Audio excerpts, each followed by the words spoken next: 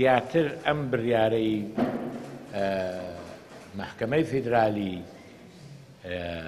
بڕیاری وەلایی زیاتر لە تەبخەیەکی سیاسی دەچێت چونکە هەر داخوازیێک لە بابەتێکی وا هەستیار وەکو ئەوەی ئێستا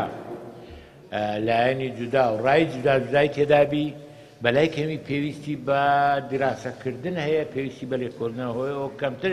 لە 24 سعات بڕیارەکەی خۆیاندا لەوە دەچێت مەسۆدەکەی ئامادە بوو پێشترێ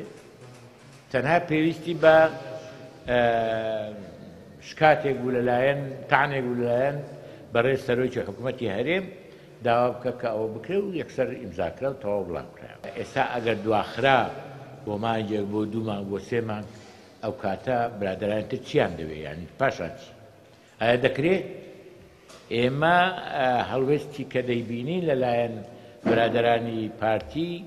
هەڵوێستە بۆ مقاتعکردنی انتخابات یا بۆ منعی انتخابات ئەم ڕێزەی کە هەمانە ئەم ڕێزە وەکو خۆی نامینێ ئەگەر ئێمە لە هەموو انتخاباتێک خۆمان دزیەوە ئیلا بەو شەرتە داخل انتخابات دەبین ئەوە شووتی نییە بە شەرتی چەقۆ انتخابات و داخل انتخابات دەبی من پێم وایە ئێستاکەش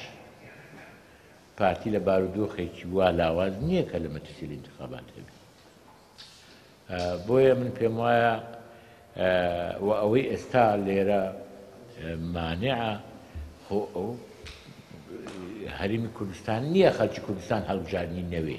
یەک حیزب هەڵبژاردنی پێگەی هەرێمی کوردستان وەک خۆی نامینێ ڕێزە هەرێمی کوردستانی وەک خۆی ناگیرێ چونکە ئەو ڕێزە بەکارێکی جددی هەموو لایەک